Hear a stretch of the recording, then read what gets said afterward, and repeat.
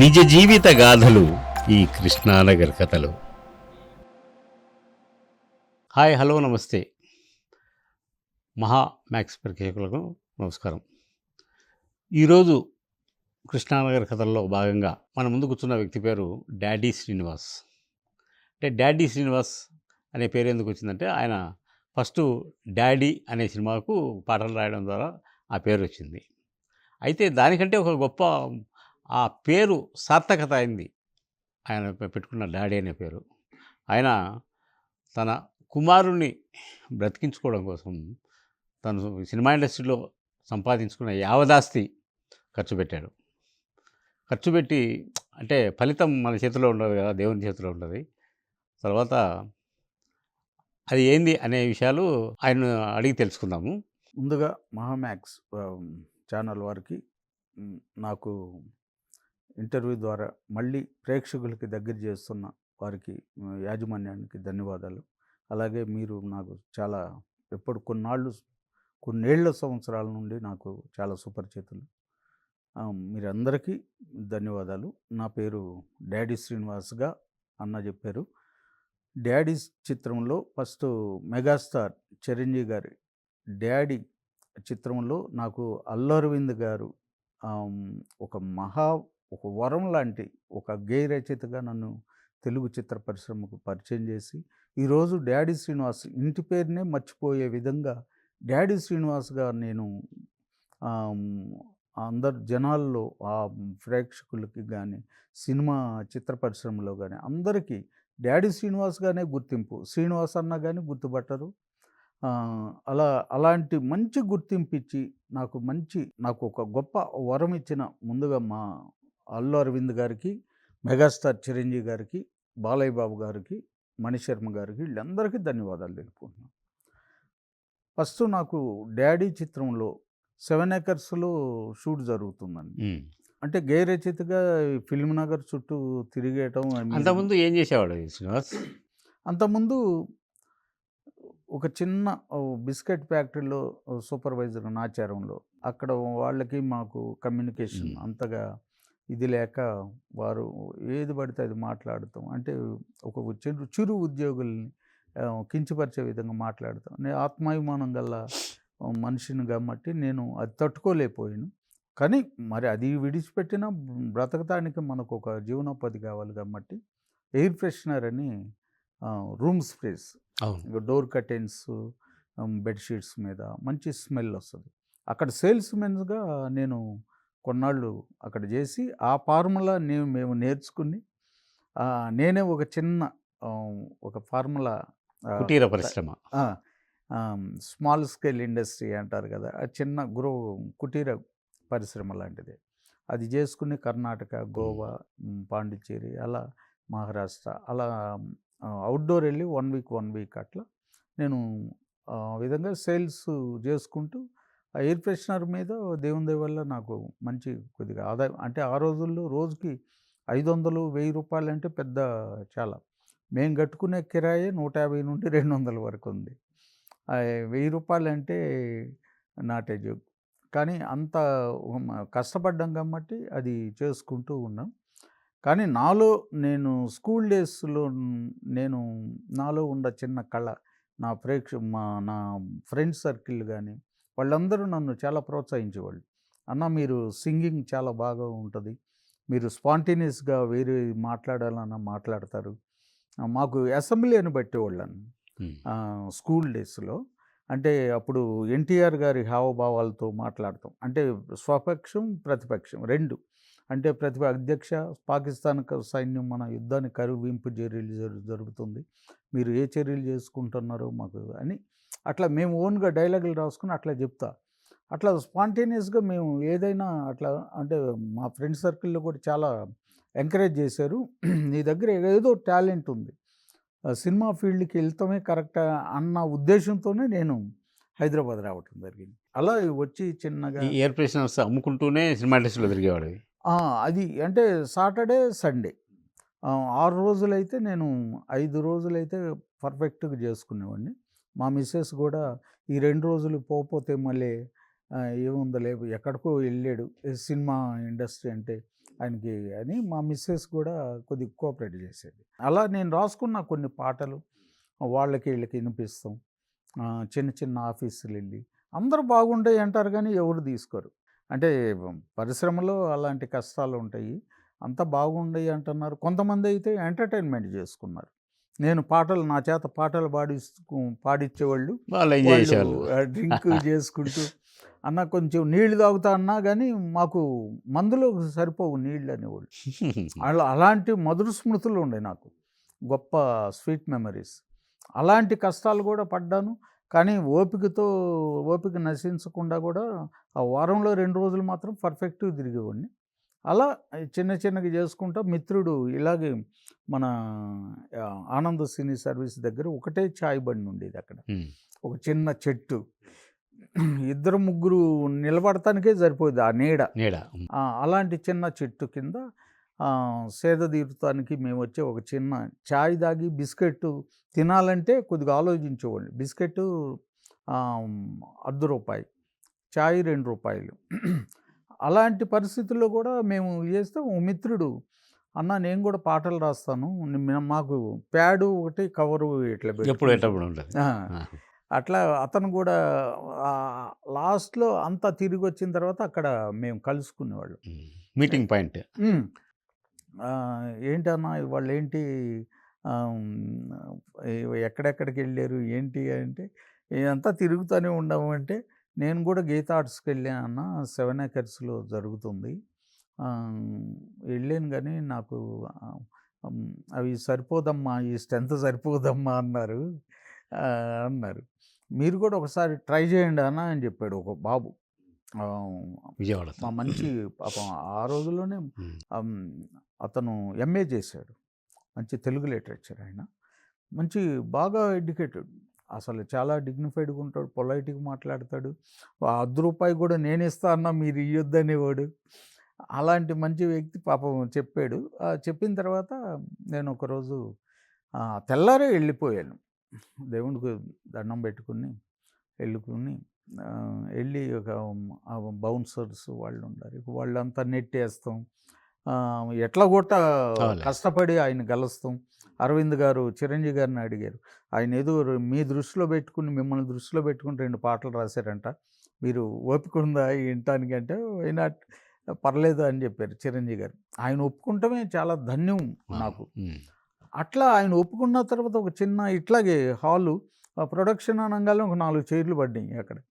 ఒక చిన్న టేబుల్, నువ్వేమైనా కొడతావా, పాడేటప్పుడు ఏమైనా కొట్టాలా అన్నాడు. ఈ టేబుల్ సరిపోతుంది సార్ అన్న.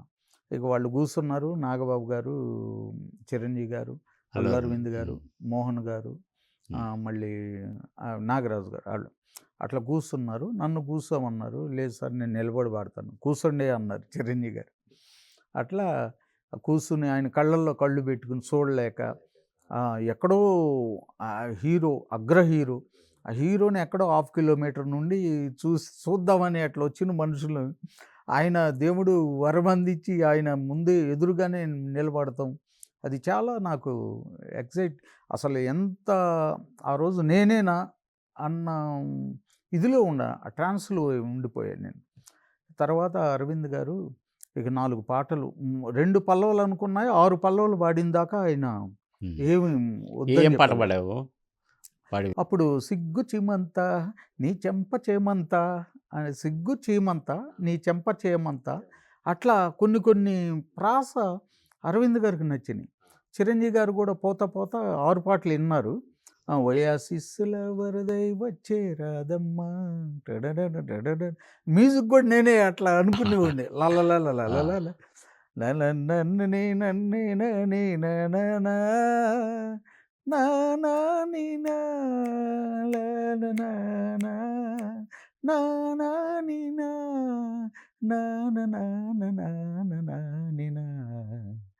అట్లా ఆ ట్యూను అట్లా పాడే వరకు చిరంజీవి గారు ఇట్లా కొట్టి వెరీ గుడ్ బాగున్నాయి అనుకుంటే వెళ్ళిపోయారు. అందరూ వెళ్ళిపోయారు. మోహన్ గారు కూడా చాలా బాగున్నాయి అన్నారు. అల్లు అరవింద్ గారు మాత్రం ఈ నంబర్ తీసుకుండాయా అన్నారు. ఆయన కొద్ది కామెడీగా చెప్పారు అది. ఈ నంబర్ ఏమైనా ఉంటే తీసుకోండాయా అన్నారు. ఫోన్ ఉందా అన్నారు. ఉమ్. ఉంది అప్పుడు సార్. ఇంత ఫోన్ ఎరిక్సన్. ఎరిక్సన్ ఇంత ఉందో సార్ అవును అది. అవి జేబులో పెట్టుకుంటే ఆ జేబు ఇంత ఉండేది ఆ ఫోను. తీసుకోండి అంటే తీసుకున్నారు. ఆ నంబర్ తీసుకున్న తర్వాత వారం తర్వాత నాకు ఫోన్ చేశారంట. అరవింద్ గారు ఒకే ఒక ట్యూన్ ఉంది. అది భువనచంద్ర గారికి, చంద్రబోస్ గారికి, సుద్దాల అశోక్ తేజ గారికి, వెన్నిగంటి రాంబాబు గారికి, సీతారామ శాస్త్రి గారికి బా అందరికి ఇచ్చారు. అదే మహామహులు ట్యూన్. వీళ్ళతో పాటు ఆ కొత్త అతనికి కూడా ఇద్దాం, ఏమన్నా ఈ కొత్తగా నంగా కొత్త ఉంటుందేమో కొత్తగా ఏమన్నా రాస్తాడేమోనని ఆలోచనతో అరవింద్ గారు ఆయనకు ఫోన్ చేయండి అని చెప్పారంట ఆ మోహన్ గారి కాళ్ళకి. చేస్తే అదే టైంలో సార్ నాకు ఎరిక్సన్ నేను ఎక్కడో ఆ కింద ఏదో ఇట్లా వంగుంటే అది పడిపోయింది. అయిపోయి పడిపోయి ఫోన్ పని చేస్తలేదు. పని చేయకపోతే ఇదే నాకు తెలియదు కదా వాళ్ళు ఫోన్ చేస్తారని. సరే వాళ్ళు 150 ఎంతో అడిగారు. సరే రేపు కాల్ చేద్దాంలే అని మేము సేల్కి వెళ్ళిపోయాం. అట్లా 4-5 రోజులు జరిగిపోయింది. మళ్ళీ అరవింద్ గారు అడిగారంట, ఏమైనా దొరికాడా అంటే నంబర్ పని చేస్తలేదు సార్ అన్నాడు. అయితే బంజారాయిల్స్ రోడ్ నెంబర్ 10 అన్నారంటే అదే ట్రాన్స్పోర్ట్ ఇది ఉంటుంది కదా, ఆ కారు యూనియన్ అతను మా ఇళ్ళ దగ్గర ఉంటాడంట. నేను ఉండేది Banjara Hills road number 10 sir, Ibrahim నగర్లోనే ఉంటాను. అతని పేరు అంటే శ్రీనివాస్ అని చెప్పారు. చూడండి అంటే పాపం అతను ఎతుక్కుంటూ 10-20 మంది శ్రీనివాసులు ఉండారు, 15 మంది ఉండారు.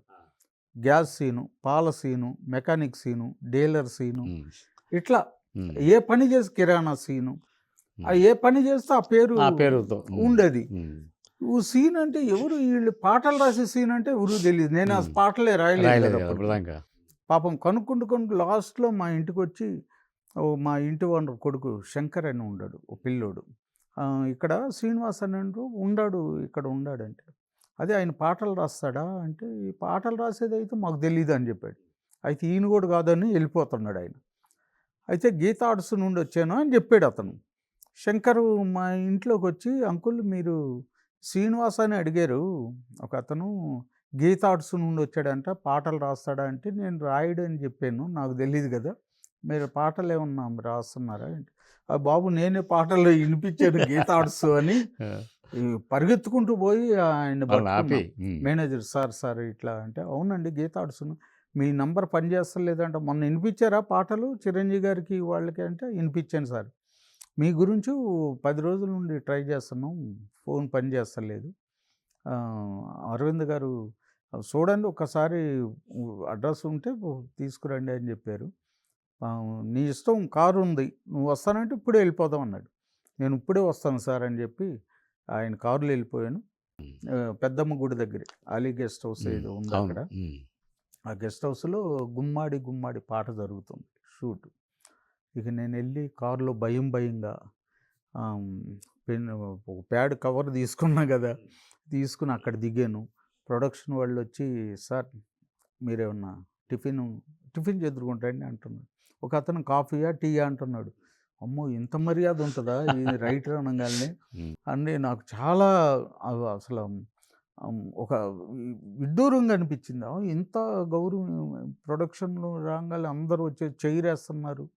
వచ్చింది చిరంజీవి కోసం కదా, చిరంజీవి గారి పాట గురించి మరి అంత ఇది చేసే వరకు నాకు చాలా సంతోషం అనిపించింది. నిజంగా నేను అంతగా అవుతానా, పాట నాది ఓకే అవుతుందా అన్న ఆలోచనలో పడిపోయా. ఈ లాస్ట్లో నేను ఆడ కూర్చున్నాను, టిఫిన్ చేసి అరవింద్ గారు వచ్చారు. వచ్చి మోహన్ గారు వెళ్ళి చెప్పారు, సార్ మొన్న పాటలు వినిపించిన అతను దొరికాడు తీసుకొచ్చేవాడు. ఈయనేనా, ఏమయ్యా బోర్డు సెల్లో ఒకటి పెట్టుకున్నావుగా ఇంతది, ఏం ఫోన్ పని చేయలేదా అని ఆయన కామెడీగా ఆయన భాషలో. ఇక అంటే లేదు సార్ కింద పడిపోయింది రిపేర్ చేయలేదు సార్ అంటే ఓకే పర్లేదు పైకి రా సెకండ్ ఫ్లోర్ అన్న. ఇక నేను చూసి మోహన్ గారు కొంచెంసేపు ఆగమన్నారు. ఆ సార్ వెళ్ళిపోయిన తర్వాత 10 నిమిషాల తర్వాత నన్ను పంపించారు. ఇక పెద్ద హాల్ ఉంది, అరవింద్ గారు కూర్చున్నారు. నీ దగ్గర ఏమేమి పాటలు ఉన్నాయి అసలు మొత్తం నాకు మొన్న 4-5 పాడేవు, వాటిలో కొన్ని పర్లేదు, ఏముండలే మొత్తం పాడేసే అన్నాడు. అంటే ఇక దొరికిందే సందు అది ఇదని ఒక పెద్ద మొత్తం అప్పటికే 37 పాటలు రాసి పెట్టుకున్నా. ఇక మొత్తం 1 by 1 ఓకే యతిప్రాసలో అంత కొంచెం పర్లేదు. ఆహా!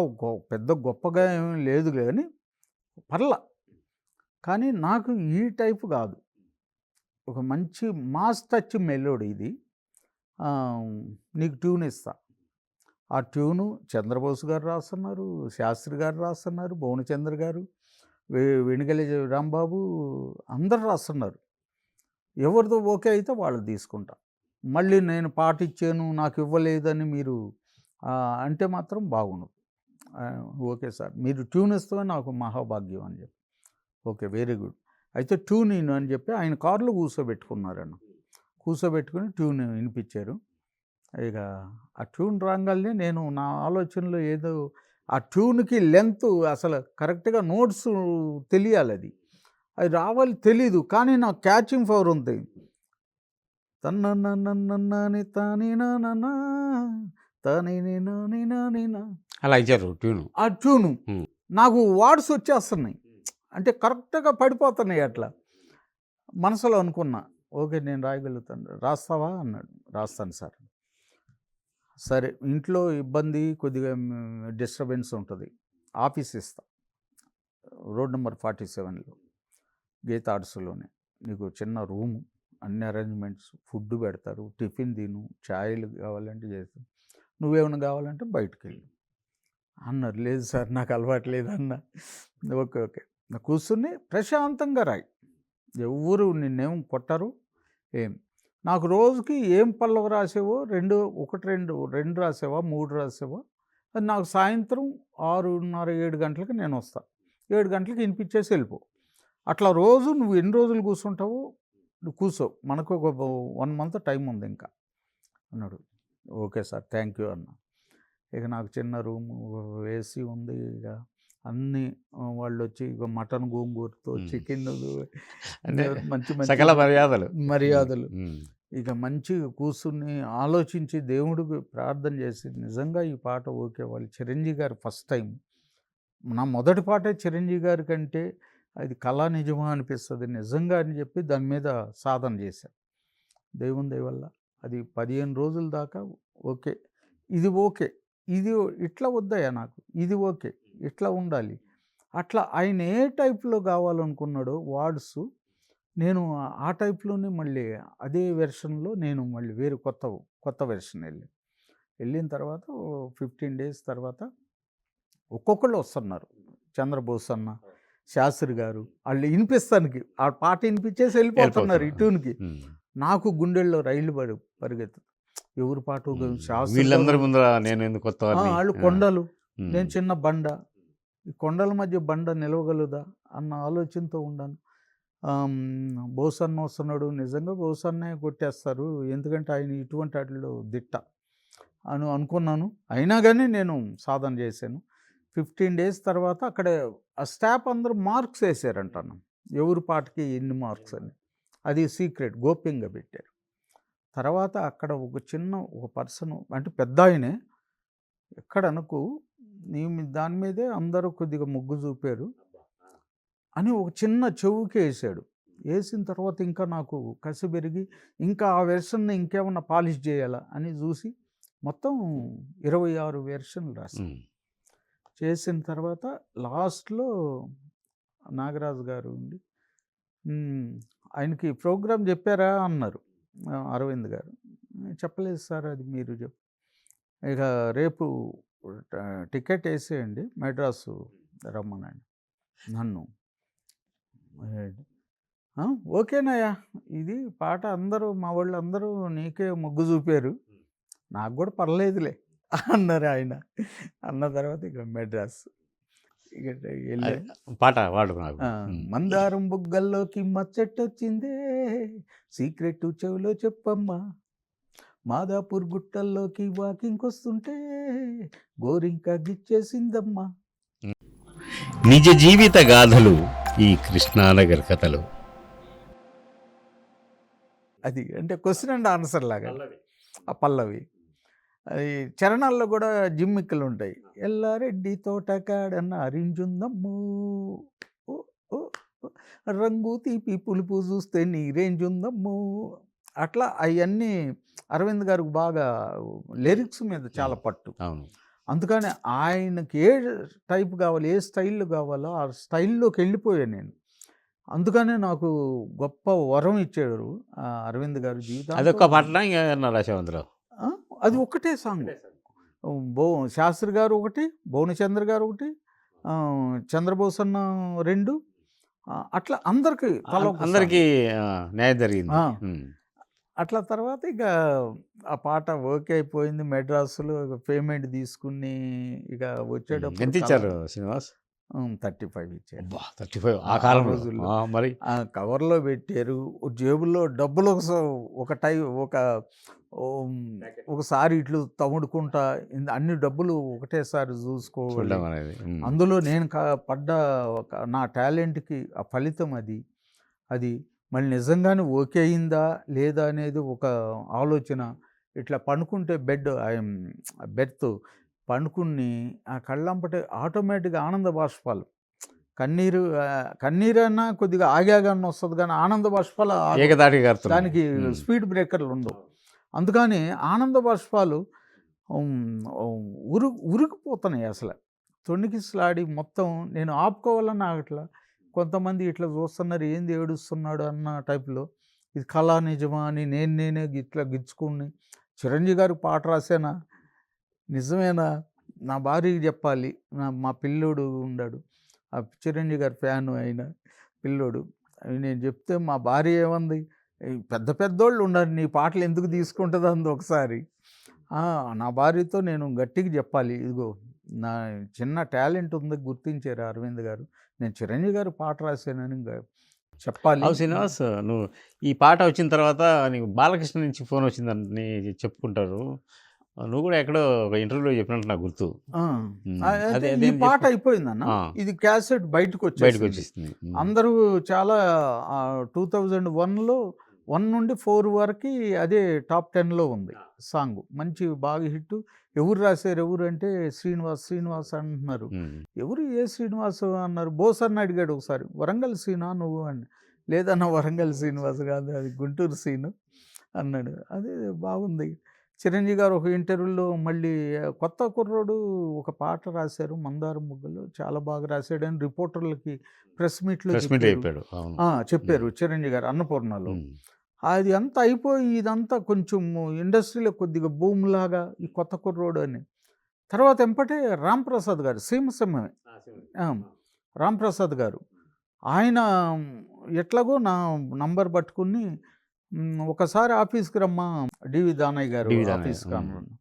సీమసింహం టైటిల్. వెళ్ళాను కృష్ణానగర్ వెళ్ళి, సార్ ఎట్లా అంటే ఆ పాట రాసింది మీరేనా అన్నారు. రాంప్రసాద్ అవును సార్ అని. మనకి తెలంగాణ ఫోక్ ఒకటి కావాలి, బాలయ్య బాబు గారు మంచి ఫోక్ కావాలంటున్నారు తెలంగాణ టైప్లో, ఏమన్నా ఉందా అన్నాడు. నేను ఆల్రెడీ ఒకటి రాసి పెట్టుకున్నా. ఎట్లా ఉండాలి సార్ అన్న. మంచి ఫోక్ కొద్దిగా దొందర్దాలు ఉంటూనే మళ్ళీ ఎక్కడ అది అశ్లీలత ఉండొద్దు అది అన్నాడు. ఓకే, నేను ఒక పాట వినిపించా.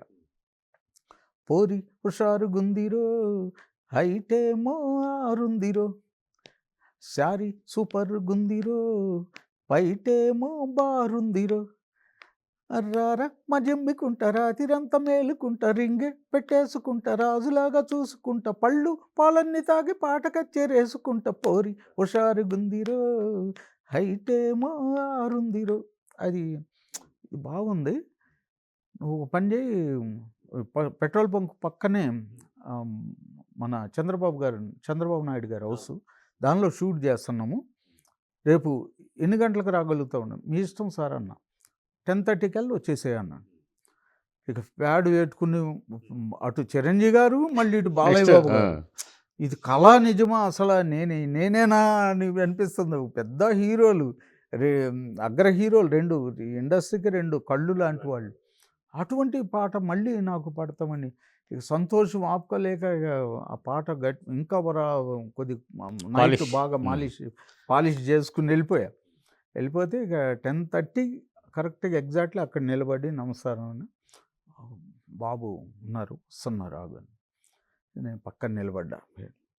ఇక బాలయ్య బాబు గారికి రాంప్రసాద్ గారు వెళ్ళి అది రైటర్ వచ్చి అది డాడీలో చిరంజీవి గారికి రాశారు. "ఆ, ఆ, రమ్మనండి రమ్మనండి" అన్నాడు. అంటే "రా రా సీను" అన్నాడు. నేను వెళ్ళాను. నమస్తే బాబు గారు. "ఆ, నమస్తే కూర్చోండి" ఆయన. నాకు "నిలబడతాను బాబు." "కూర్చోండి" అన్నారు ఆయన. ఇక కూర్చున్నాను. "ఆ, ఏం పాట పాట వినిపియండి" అన్న. వినిపించి నేను ప్యాడ్ తీసి చేస్తున్నాను. ఈలోపు కొబ్బరి బండాలు ఆ గ్లాసు తీసుకొచ్చి ఇచ్చారు బాలయ్య బాబు గారు. "ఆయనకి ఇవ్వండి, రైటర్ గారికి ఇవ్వండి" అన్న. మళ్ళీ ప్రొడక్షన్ వాళ్ళు "ఇంత గ్లాస్" అన్నది 2 కొబ్బరి బొండాలు వేస్తే కానీ నిండలేదు. అవి తాగలేదు, చాలా ఉండే నీళ్ళు. "తాగండి" అన్నారు. ఇక తాగాను. తాగి "పాడండి ఇప్పుడు" అని. ఇక ఇక ఏది "పోరి హుషారు గుందిరో" అని వినిపించాను. నేను పాడేటప్పుడే ఇట్లా అంటున్నారు ఆయన. కొద్దిగా హమ్మింగ్ చేస్తున్నారు. ఇది బాగుంది, కానీ కొన్ని వర్డ్స్ నాకు ఎక్కడో డిస్టర్బ్ అవుతున్నాయి. అదేదో చూడండి, సాంగ్ అయితే ఓకే, ఓవరాల్గా మీరు చూసుకోండి, ఇక అంతా ఓకే బాగుంది అన్నాడు. అంటే ఇంకెక్కడెక్కడ డిస్టర్బ్ అవుతుందో చరణాలు చూసుకోండి అది ఇది అన్నారు ఆయన కూడా. ఇక నేను మళ్ళీ రాంప్రసాద్ గారి దగ్గర కూర్చొని ఎక్కడెక్కడ ఏంటి అని అన్నీ చేసుకొని మళ్ళీ మెడ్రాస్ తీసుకెళ్ళిపోయారు మణిగారు. దానికి మణిశర్మ గారు చాలా సపోర్ట్ చేశారు. బాగుంది సాంగు, చాలా క్లాసికల్ టచ్లోనే మాస్ టచ్ ఉంది ఇది అన్నారు. ఆ పాట వినిపించి ఇది అన్నాను. ఓకే. అక్కడ మణిగారు థియేటర్ ముందు ఈ వేటూరు గారి, శాస్త్రి గారు, భువనచంద్ర గారు 3 చెట్లు ఉంటాయి. అంటే 3 చెట్లు ఉంటాయి. ఆ చెట్టు కింద ఆయనే కూర్చుంటారు, శాస్త్రి గారే. ఒక చెట్టు కింద భువనచంద్ర గారు, ఒక చెట్టు కింద వేటూరు గారు. ఈ 3 చాలా కొండలు. ఏ చెట్టు కావాలి కోరుకో అన్నాడు ఆయన. అంటే నేను అన్నాను, వాళ్ళు కొండలు, మహా సాహిత్య సముద్రాలు వాళ్ళు. ఆ సముద్రంలో మేము ఈదలేము సార్. భువనచంద్ర గారి చెట్టు కింద కూర్చుంటా అన్న. ఓకే, వెరీ గుడ్, కూర్చో అన్నారు. ఇక అక్కడ కూర్చుని అది పాట ఫినిష్ అయిపోయింది. ఇంకొక మూవీ ఉంది రెడీగా, చెన్నకేశ్వరరెడ్డి నెక్స్ట్. దానికి కూడా ఏమన్నా మాస్ సాంగ్ ఉందా అన్నారు మణిగారు. అంటే ఉందా సార్ అన్న. అంటే అంటే "నీ కొప్పులో ఉన్న మల్లె తోట పూయిస్తా ఈ పూట, నీ పెదవిలో ఉన్న చెరుకు తోట పండిస్తా ఓ చోట, నీ నడుము మడత పడితే నే చెమట సుక్కనైతే, ఆ మడతల్లో దూరి నేను చక్కెలి గింతలు పెట్టేస్తా, నా చిమచిమలన్నీ తీర్చారో బాలయ్యో, కత్తి లాంటి నీ సూపుకు సలాం సలాం" అది వినిపించారు. వినిపించాలి, ఇది బాగుందిగా ఈ సాంగ్, ఒక పని చేయి, ఇది పేమెంట్ రెండు పేమెంట్లు కలిపి ఇస్తాను తీసుకెళ్ళిపోతున్నారు. ఇక అట్లా 2 పేమెంట్లు. ఆ సాంగ్ కూడా ఓకే అయిపోయింది, రాసి ఇచ్చేసా. 3 రోజులు రోహిణి ఇంటర్నేషనల్లో రూమ్ వేశారు. ఇక మణిగారు "చాలా థ్యాంక్స్ సార్" అన్న. "చాలా బాగుంది" అని చెప్పేసి ఆ 2 సాంగ్స్ పేమెంట్ తీసుకుని మెడ్రాస్ మళ్ళీ హైదరాబాద్ వచ్చేసి అట్లా ఆ జర్నీ. ఇక చెన్నకేశ్వరరెడ్డి, ఆయుధం, శంకర్ గారిది, ఇందిరమ్మ, మన విజయశాంతి గారి, జేడి చక్రవర్తి గారి, చాలా ఇక అన్ని సినిమాలు. విజయశాంతి గారికి ఏం పాట రాశావు? అది ఇందిరమ్మ. ఇందిరమ్మ. ఇంకోటి సీనుగాడు చిరంజీవి ఫ్యాన్ అని అప్పుడే వచ్చింది, జోడి నంబర్ ఉదయ్ కిరణ్ది. అట్లా ఇక చెన్నైలోనే పెద్దయిలోనే చిన్నవి, అట్లా ఏ సినిమాను వదిలిపెట్టలేదు. ప్రతి సినిమాకి న్యాయం చేసుకుంటే అన్ని ఆడియోల్లో కూడా ఫస్ట్ ఆర్ సెకండ్ ఉండేటట్టు ప్లాన్ చేసుకున్నాను. ఎక్కడ మన సాంగ్ డాడీ సినిమా సాంగ్ బాగాలేదు అనుకోవద్దు, అనిపించుకోవద్దు అన్న ఆ స్థాయికి ఉన్నాయి పాటలు. అట్లా జర్నీ అట్లా స్టార్ట్ అయింది. ఈ మధ్యలో ఇక మీకు తెలియంది, బాబు కొంచెం కిడ్నీ ఫెయిల్యూర్, తర్వాత నేను బాగా డ్రింక్కి అడిక్ట్ అయ్యాను. అంటే మందు బాగా వేసేవాడు. డ్రింక్ డబ్బులు వచ్చినాయి కదా, డబ్బులు అదే దేవుడు ఎంతవరకు ఇవ్వాలి అంతవరకు ఇవ్వాలి. ఎక్కువ ఎక్కువ పేరు ఇచ్చేసాడు. అట్లా మళ్ళీ దేవుడు ఒక్క తొక్కితే మళ్ళీ ఇక్కడికి వచ్చి మళ్ళీ గతం గుర్తుకొచ్చి మళ్ళీ ఇప్పుడిప్పుడే మళ్ళీ దాని తర్వాత గ్యాప్ 8 సంవత్సరాలు. ఇప్పుడు సినిమా ఇండస్ట్రీలో కూడా చాలామంది హీరోయిన్లు తీసుకుంటే ఉన్నట్టుండే టక్కున ఐశ్వర్యం వచ్చింది వాళ్ళకు.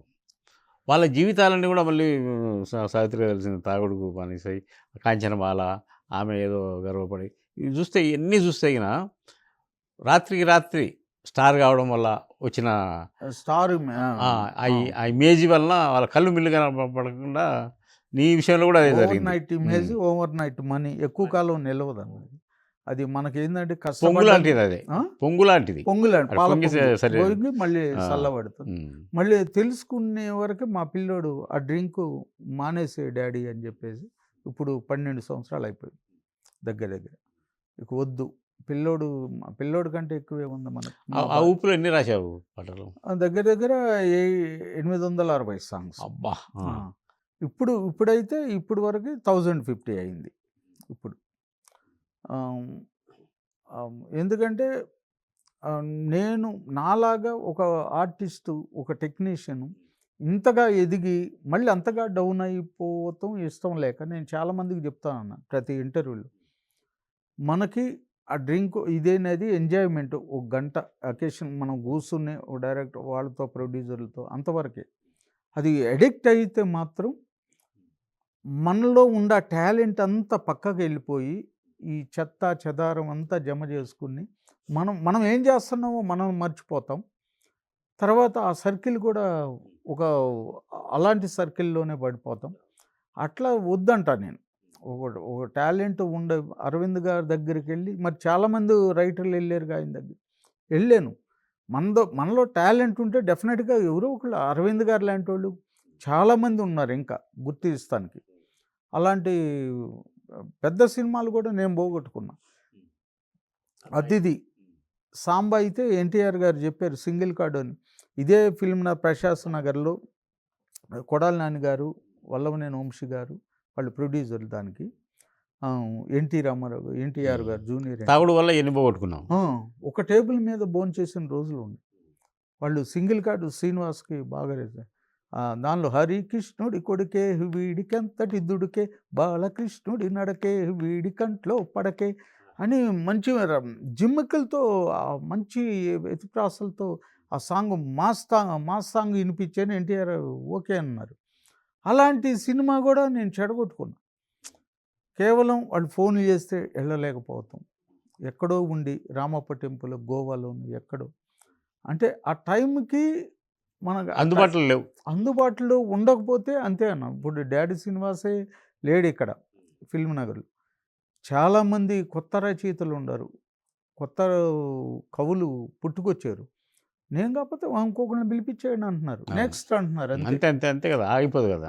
అందుకని ఆ టైంలో నాకు అదృష్టం బాగుండి మళ్ళీ నేనేం చేయాలి, గేయ రచయితగా నేను మళ్ళీ నాకు ఎక్కడ డ్రాప్ వచ్చింది, నేను ఎందుకు చెడగొట్టుకున్నాను మళ్ళీ రివీల్ చేసుకుని నేను చేసిన తప్పులు మొత్తం చేస్తే ఒక 99 దాకా ఉంటాయి.